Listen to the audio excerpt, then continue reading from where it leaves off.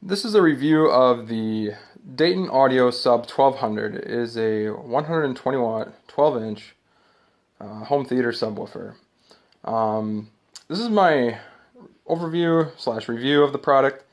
This is actually my first YouTube video, and the reason I decided to make my first YouTube video to be for this item is because I was researching this product, and I really like to watch videos instead of reading to kind of get an idea of products and, for product reviews and things like that. And I was just frustrated that I found one good video. I think it was from Parts Express, the manufacturer of this subwoofer. They had a pretty decent overview video of the unit, but there was really nothing else. Everything else was just a bunch of dumb teenagers playing some really loud rap music and showing you how much the subwoofer cone moves in and out. Just a rattling mess. It was really annoying. So, I figured I'd do this product some justice and give it a legitimate overview. And by no means am I like a professional audiophile or whatever, but I'm definitely a home theater enthusiast who really appreciates products made on a budget. My home theater, I'll probably do a separate video on this, possibly, depending on the kind of feedback I get from this video. Again, this is my first video, so take it easy, please. I just bought a new house, so I decided to turn this family room into a dedicated home theater. It's pretty awesome, if I do say so myself. It's a 100-inch screen that I made out of some Carl's blackout cloth and some mica speakers. But again, I want to focus on the sub. I'll probably do a home theater tour in a different video. Anyways, like I said, Dayton Audio Sub 1200, 120 watt RMS, 12 inch subwoofer. I got it for about $125 on Black Friday, shipped. It was a sweet deal. I was looking at two other subwoofers that were kind of similar in class. There was a Polk Audio PSW505 that I really liked the aesthetics. I really liked the cabinet design, but reading online reviews, the Amazon reviews were glowing. They were very positive, but as I was looking at some forums like AVS and some other audio enthusiast forums, a lot of them said that this was much better, and that the Polk Audio had a lot of baffle noise or some problem with distortion or something. And this was much cheaper, I believe. Anyways, the other subwoofer I was looking at was a Bic Audio F12. That thing looked kick-ass, and I was going to go with that, but, this was $100 less. And they were very comparable, so I decided to go with the more budget-friendly version for my setup. I felt like the Bic F12 would be just way overkill for my little $90 speakers here. I felt like the F12 was more suitable for a really high-end theater with like big tower speakers. But I definitely have a budget in mind. New homeowner and all, and got a wife, so she kind of has a say in these things. You know how it is, guys, right? The wife approval factor. Anyways, let's look at the back here. Get a little closer. You have gain control. Right now, I've been kind of dialing it in, and I have it almost up to maximum, and it sounds pretty boomy, but I'd say you want to be at least there, because between minimum and halfway, there's barely any difference.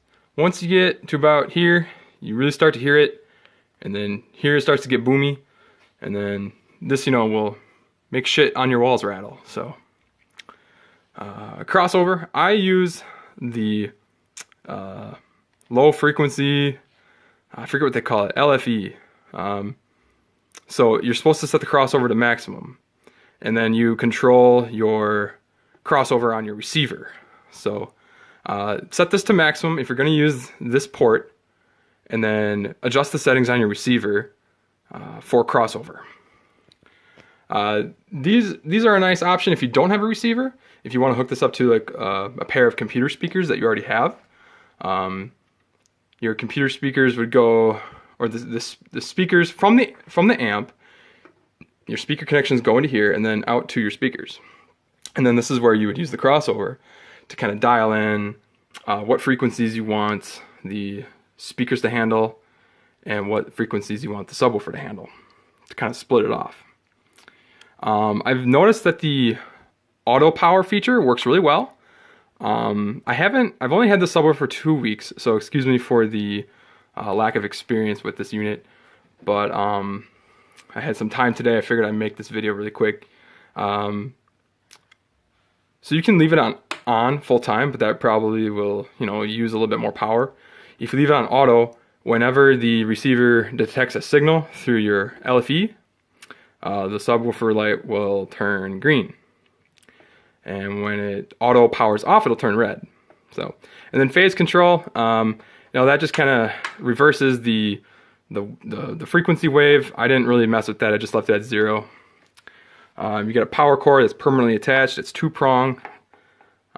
That's about it for the rear. Let's go around to the front. So, I really did not like the design of the front. I did not like the look of it. It's just very flat, very boring. But there's this little tab here to pull off the grill. It's just this fabric, nylon or something like that. And it's held in just with some Velcro and friction, essentially. So it looks kind of like an industrial design. It doesn't look very high class. I don't know what the right word is here, but it gets the job done. It's got a lot of power. It sounds great. It's really boomy. And you got 4 plastic feet down there that work really well on the carpet, and you can kind of see the baffle down there. It's right in the center. But the top is flat, and then the edges on the sides are curved. That's really about it. My impressions so far have been this is my first real subwoofer. Previously, I've had a few small subwoofers, like upstairs I've got a sound bar with a wireless subwoofer. It's a Samsung model, but this is just excellent. The frequencies, I don't have the spec sheet in front of me. You can find that online on the product page or Amazon. But the frequency response is really good for the money. You can't really go wrong with this. Really happy with it. And I hope I helped you kind of get a better understanding of the product. And feel free to leave a comment. And feel free to leave a comment to just give me some tips on future videos, or tell me what you think. And have a good day. That's it. Bye. This is a review of the Dayton Audio Sub 1200. It is a 120 watt, 12 inch home theater subwoofer. This is my overview / review of the product. This is actually my first YouTube video, and the reason I decided to make my first YouTube video to be for this item is because I was researching this product, and I really like to watch videos instead of reading, to kind of get an idea of products and for product reviews and things like that. And I was just frustrated that I couldn't find. I found one good video. I think it was from Parts Express, the manufacturer of this subwoofer. They had a pretty decent overview